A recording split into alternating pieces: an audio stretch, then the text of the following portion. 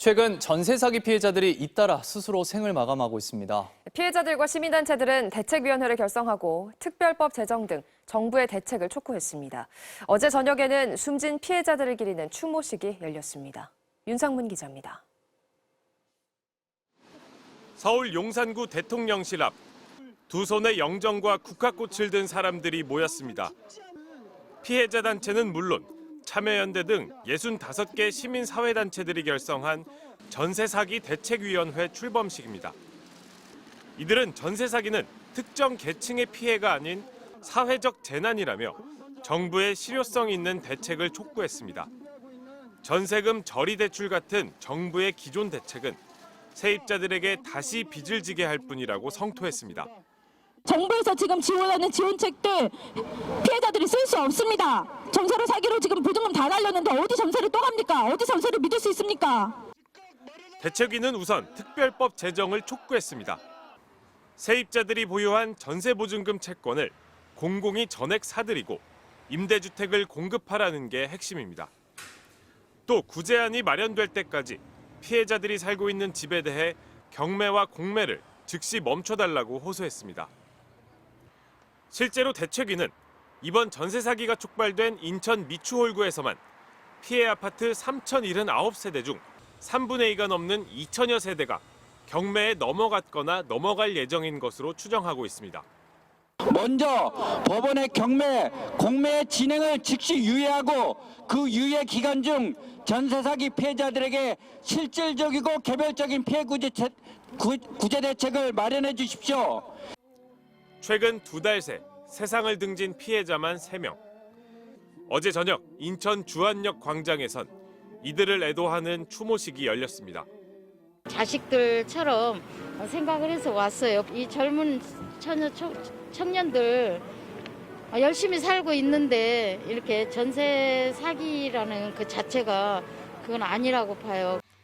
검찰이 파악한 인천 건축왕 사건의 피해액은 500억 원까지 늘었습니다. 대책위는 다음 달 1일까지 서울 광화문에서 1인 시위를 벌이며 특별법 제정을 위한 서명운동에 나설 계획입니다. MBC 뉴스 윤상문입니다.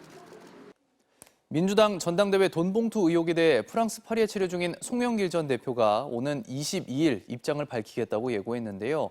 혼란스러운 분위기 속에 민주당은 송 전 대표의 귀국을 요청했습니다. 국민의힘은 숨는 자가 범인이라며 강하게 비판했습니다. 박윤수 기자입니다. 하루 전 대국민 사과를 했던 민주당 지도부 공개회의에선 돈봉투 의혹 관련 언급은 전혀 없었습니다. 오는 22일 프랑스 파리 현지에서 입장을 밝히겠다고 한 송영길 전 대표가 혹시나 당의 귀국 요청에 반하는 발언을 하지 않을까 하는 조바심도 읽힙니다. 무한 책임을 지는 분 아닙니까? 그에 상응하는 발언과 함께 또 조기에 귀국해서 이 문제를 책임 있게 매듭 짓겠다라고 하는 그런 입장 표명이 있기를 저는 기대하겠습니다. 이정근 녹취 파일에 직접 등장한 윤관석, 이성만 의원 등에 대해선 탈당 요구나 출당 같은 징계가 필요하다는 주장도 나왔습니다. 선제적 조치를 하지 않으면 국민들이 저기는 무감각한 데구나. 윤리 기준이 도덕성에 대한 기준이 정말 엉망이구나. 네. 국민의힘은 냉폭을 퍼부었습니다. 숨는 자가 범인이라고 합니다. 당당하면 나와서 설명하면 될 텐데 왜 외국으로 도망가서 자꾸 뒤에서 수근수근 하는지 모르겠습니다. 대검찰청을 방문한 국민의힘 법제사법위원회 소속 의원들은 민주당 전체로 의혹을 확산시켰습니다. 당대표 선거를 위해서 조직적으로 많은 사람이 관여한 조직 범죄입니다. 이런 부분에 대해서 검찰이 중점을 두고 수사해야 된다. 이번 사건에 연루된 민주당 의원들이 야당 탄압을 주장하는 데 대해서는 검찰의 수사는 정치 수사가 아닌 비리 정치인 수사일 뿐이라고 일축했습니다. MBC 뉴스 박윤수입니다. 북한의 미사일 사거리가 미국 워싱턴 DC를 넘길 정도라고 주한 미군 사령관이 공개적으로 인정했습니다. 주요 7개국 외교장관 회의에선 중국, 러시아, 이란과 함께 북한을 핵 위협 4대 국가로 규정했습니다. 워싱턴에서 왕종명 특파원입니다.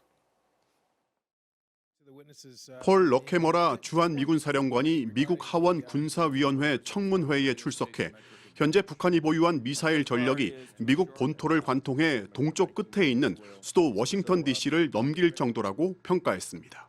The Korean War has not ended. We're in armistice, and the Kim regime has developed capabilities that reach beyond Seoul, Tokyo, Washington, D.C., and the capitals of the United Nations. 그는 북한이 최근 고체 연료를 사용해 대륙간 탄도미사일을 시험 발사한 것을 두고 미사일 발사 징후를 탐지하고 경보를 울리는 능력에 영향을 미친다면서 고체 연료 미사일의 기동력을 우려했습니다. 그러면서 북한과 맞닿아 있는 전략적 최전방에서 미국 본토와 동맹국 보호를 최우선 순위로 두고 임무를 수행 중이라면서 김정은이 적대 행위를 재개한다면 대응할 준비가 돼 있다고 강조했습니다. 주요 7개국 G7 외교장관 회의에 참석하기 위해 일본을 방문 중인 토니 블링컨 미국 국무장관은 이번 회의가 전 세계를 상대로 한 핵 위협에 초점을 맞출 거라면서 중국, 러시아, 이란과 함께 북한을 핵 위험 국가로 언급했습니다. I'm grateful to Japan for the high priority that it has placed on countering nuclear threats, including from the DPRK's dangerous ballistic missile launches, Iran's expansion of its nuclear activities. 그러면서 이런 활동이 핵 위험을 해결하려는 G7의 결의를 강화할 뿐이라고 경고했습니다. 핵을 매개로 한 서방의 결속 강화에 맞서기라도 하듯 중국과 러시아의 국방장관도 회담을 갖고 외부 세력의 간섭을 반대하고 두 나라 사이 군사 협력을 강화하기로 뜻을 모았습니다. 워싱턴에서 MBC 뉴스 왕중명입니다.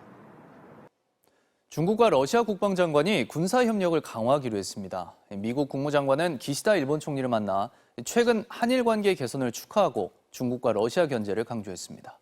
홍희표 기자입니다. 리상푸 중국 국방부장과 세르게이 쇼이구 러시아 국방장관이 만나 군사 협력 방안을 논의했습니다.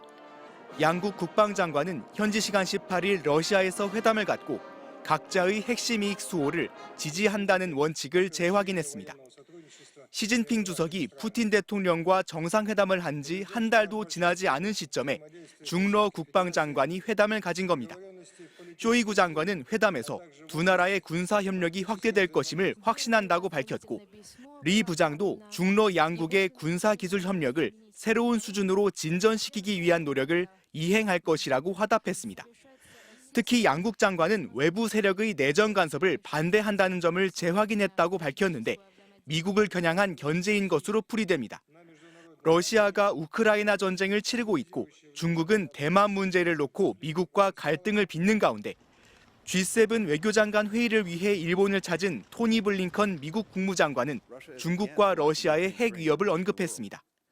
블링컨 장관은 G7 외교장관 회의가 북한의 탄도미사일 발사, 러시아의 무책임한 핵 언급, 중국의 불투명한 핵무기 증강 등 핵 위협에 초점을 맞췄다고 강조했습니다. 한편 블링컨 장관은 기시다 총리와 만난 자리에서 최근 한일 관계 진전에 대한 축하를 건넸다고 미국 국무부가 전했습니다. MBC 뉴스 홍희표입니다. 네, 오늘은 기온이 껑충 오르겠습니다. 낮 동안 초여름이 된 것처럼 덥겠습니다. 오늘 서울 낮 기온 28도로 어제보다 무려 10도가량 높겠습니다. 올 들어 가장 덥겠고요. 공주가 29도, 전주도 27도 안팎까지 오르겠습니다. 낮 동안은 반소매 차림도 어울릴 것으로 보입니다. 또 지금 해안과 일부 내륙지방을 중심으로는 안개가 짙게 끼어 있습니다. 현재 가시거리를 보시면 태안이 90, 양주도 100m 안팎에 불과합니다. 오전까지는 안개를 주의하셔야겠습니다. 오후까지 남해안과 제주는 가끔 비가 내리겠는데요. 5에서 10mm 안팎이 내리겠고요. 대기질은 내내 무난할 것으로 보입니다. 오늘 중부지방은 대체로 맑겠고요. 남부지방은 가끔 구름 많겠습니다. 현재 기온 보시면 서울이 11.9도, 부산 17도로 어제와 비슷한데요. 한낮 기온은 서울 28도, 대전 28도, 대구 26도까지 오르면서 일교차가 극심하게 벌어지겠습니다. 내일은 충청과 남부지방을 중심으로 덥겠고요. 새벽부터 낮 사이 중북부 지방에서는 약한 비가 조금 내리겠습니다. 날씨였습니다.